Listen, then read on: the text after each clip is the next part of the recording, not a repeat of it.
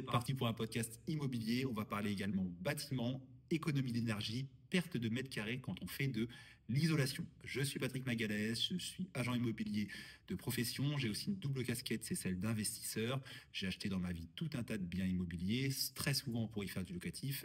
Et j'ai réalisé à une époque moi-même et surtout après par entreprise tout un tas de rénovations, notamment énergétiques. Donc je vais vous partager mon expérience, notamment de celle des mètres carrés perdus qui peuvent dans certaines villes coûter très cher.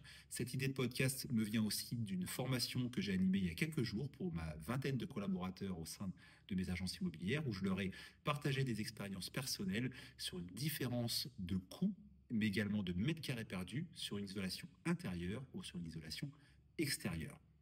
La meilleure expérience que j'ai pu en faire, c'est celle de mon dernier achat immobilier. Il date de fin août 2022, un local professionnel que j'ai complètement rénové pour y faire une de mes agences immobilières à Courseulles-sur-Mer.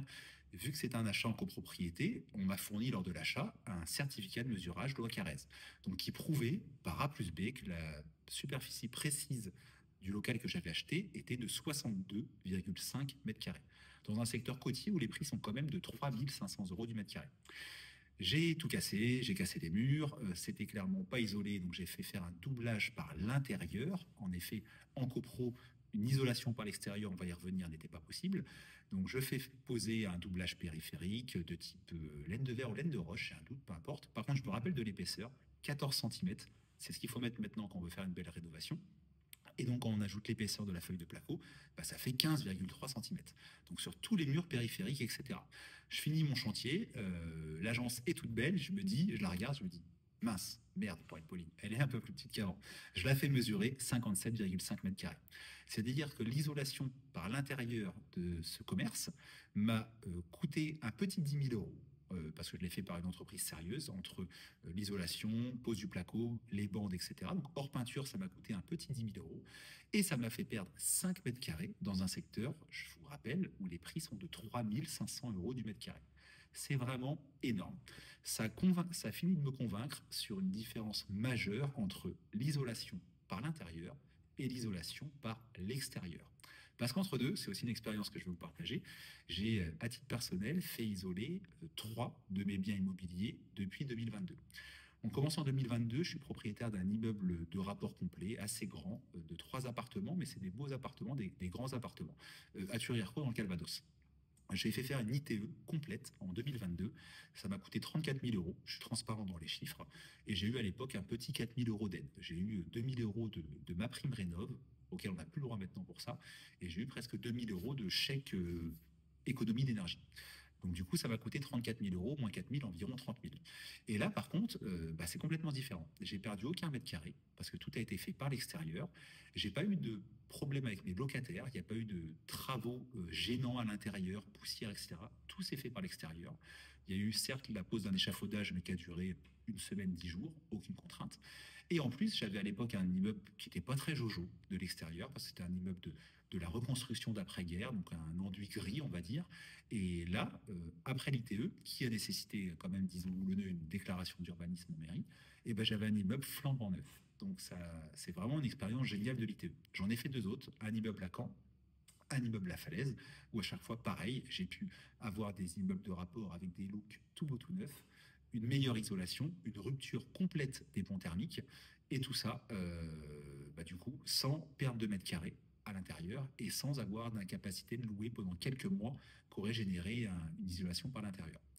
J'ai aussi partagé une autre expérience encore avec mes agents, un de mes biens personnels que j'ai rénové en 2022, Turières-Court, etc. Un appartement que j'ai revendu d'ailleurs depuis à la locataire en place, où j'avais fait faire une belle isolation, ça m'avait coûté assez cher, même isolation des plafonds, etc. Et j'ai du coup voulu extraire des datas assez fraîches, qui ont 1 an, 2 ans grand maximum, des prix au mètre carré de telle et telle isolation. Et donc, il ressort de mon analyse de devis qu'on est sur l'isolation par l'intérieur, quand c'est fait proprement, belle épaisseur, 14 cm encore une fois, les bandes en 2 passes, etc. Ensuite, on est grosso modo dans ma région à 60 € du mètre carré hors taxe. À l'inverse, si on compare à l'ITE, on est en moyenne dans ma région sur mes devis à 140 € hors taxe du mètre carré. Donc, encore une fois, à la base, l'ITE, l'isolation par l'extérieur, coûte beaucoup plus cher que l'isolation par l'intérieur. C'est plus du double. Sauf que, encore une fois, il y a plein de biens cachés. Un bien qui est complètement ravalé, qui est tout beau tout neuf, une absence de perte de revenus si c'est du locatif pendant les travaux, une rupture complète des ponts thermiques, parce que quand bien même on met la même épaisseur d'isolant, 14 cm à l'intérieur ou 14 cm à l'extérieur, le résultat n'est pas le même, parce que dans le cas d'une rénovation à l'intérieur, eh ben, il y a des ponts thermiques, parce qu'on ne peut pas isoler les planchers qui sont en contact avec l'extérieur, etc. Alors qu'avec une ITE, c'est génial, on isole tout.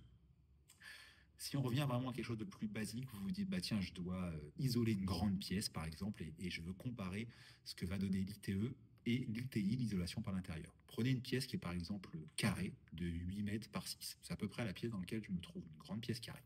Le rectangle, pardon, excusez-moi. Si vous l'isolez par l'extérieur, encore une fois, pas de perte de mètres carrés, tout va bien. Si vous l'isolez par l'intérieur et que vous le faites correctement, vous allez perdre 15 cm sur chacun des murs périphériques. Donc au lieu d'avoir 8 mètres, vous allez x2 en longueur perdre 2 fois 15 cm, donc la pièce ne fera plus que 7,70 mètres. Et si elle faisait 6 mètres en largeur, vous allez à nouveau perdre 30 cm, elle ne fera plus que 5,70 mètres. C'est également un point important pour un éventuel candidat à l'achat d'un bien immobilier ou pour nous, agents immobiliers, quand on compare des biens ensemble. Si on compare par exemple une jolie maison cossue des années 70, mal isolée, et qui fait 200 mètres carrés par exemple, et qu'on la compare à une maison récente, neuve, qui a 3-4 ans et qui n'en fait que 180 mètres carrés, on pourrait bêtement se dire, bah, il y a une maison qui est plus grande que l'autre. Forcément, 200 contre 180. Sauf que la belle maison cossue des années 70 de 200 mètres carrés, si vous ne pouvez pas l'isoler par l'extérieur, parce que c'est pas possible, parce que c'est pas adapté, aussi parce que des fois, disons-nous, c'est moins joli sur des biens qui ont du cachet, et ben après isolation, votre maison de 200 mètres carrés, croyez-moi, elle les fera plus. Elle fera peut-être même pas les fameux 180.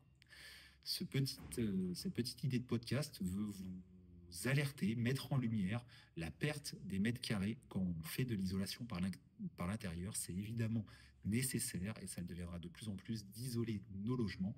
Mais vraiment, quand c'est possible, moi j'ai un vrai coup de cœur pour l'ITE, l'isolation thermique par l'extérieur. Dans quel cas on ne peut pas la faire? Bah déjà quand on est en copro. C'est pour ça que j'aime pas trop acheter en copro à titre personnel. C'est beaucoup plus compliqué, ça nécessite de motiver tout le monde à le faire en même temps. C'est beaucoup plus lourd et également plus cher. En copro, c'est pas facile. C'est également moins adapté à des biens anciens avec du cachet. Allez, mes parents, une jolie petite maison en pierre avec des joints jolis comme tout, et ben ça, forcément, ce serait beaucoup moins adapté de se dire on va l'isoler par l'extérieur parce que le rendu esthétique sera beaucoup moins joli. Allez, je vais finir ce podcast sur un petit rappel un petit peu de tout ce qui s'est passé en France. C'était aussi l'objet de ma formation à mes agents sur l'énergie. Sachez qu'avant 1975, il ne se passait rien. Il n'y avait aucune réglementation thermique, c'est-à-dire que quand on construisait des logements avant 1975, on s'en foutait. Personne n'isolait les logements, l'énergie ne coûtait rien, il n'y avait pas encore d'industrie du plastique, des isolants, etc. Donc, walou. À partir de 75, il y a eu une première réglementation thermique. Très light, mais une première. La vraie première réglementation thermique qui a de l'impact, c'est celle de 2005. On l'appelle la RT 2005. Là, on a commencé à dire aux constructeurs de maisons, il va falloir isoler de 10 cm les murs périphériques, il va falloir isoler de 20 cm les combles, etc. Après, il y a une évolution bien plus lourde, bien meilleure, si on peut dire comme ça, c'est la RT 2012, dont on entend souvent parler sur les maisons qui ont 5 à 10 ans. Beaucoup plus récent, la réglementation environnementale, c'est plus une réglementation thermique de 2020. Ce qui peut être trompeur, ce qui peut induire des acheteurs en erreur et certains professionnels de l'immobilier vont trop vite en besogne, c'est les dates d'application. Allez, on va se baser sur la RT 2012 qui est la plus courante et la plus récente. Il y a beaucoup de candidats à l'achat d'un bien immobilier, voire même des professionnels de l'immobilier, des agents immobiliers, qui disent bah, cette maison est de 2012 ou de 2013, donc elle est RT 2012. Attention, mon ami, il ne faut pas aller trop vite. Déjà, le décret d'application, il a été mis en place au 1er janvier 2013. Et en plus, c'est pas simple. On aime bien faire compliqué dans notre pays. C'est pas la date de la maison, c'est pas la date d'achèvement, c'est la date de dépôt du permis de construire. Donc, si on revient à la RT 2012, dont le décret d'application est le 1er janvier 2013, vous pouvez avoir des permis de construire déposés fin 2012, septembre 2012, octobre 2012, novembre 2012, des constructions qui ont mis 1 an et demi, 2 ans à se construire, c'est très souvent le cas, des fois même plus, et donc vous pouvez avoir des maisons de 2014 que vous avez à estimer en tant que professionnel de l'immobilier ou que vous avez sur le marché de l'achat en tant qu'acquéreur, qui ne sont pas RT 2012. Pourquoi? Parce que leur permis de construire a été déposé avant le 31 décembre 2012. Tout ça, c'est comme aussi le diagnostic amiante. On dit c'est pour les maisons d'après 1997. C'est encore faux. C'est pour les permis de construire, déposer, etc. Tout ça nous montre que l'immobilier, qui est mon métier, mon hobby, mon dada, est passionnant parce qu'il est riche et compliqué. Et que quand on est professionnel comme moi, on doit se former très régulièrement pour être vraiment expert sur ces sujets. Sinon, on n'apporte pas de plus-value.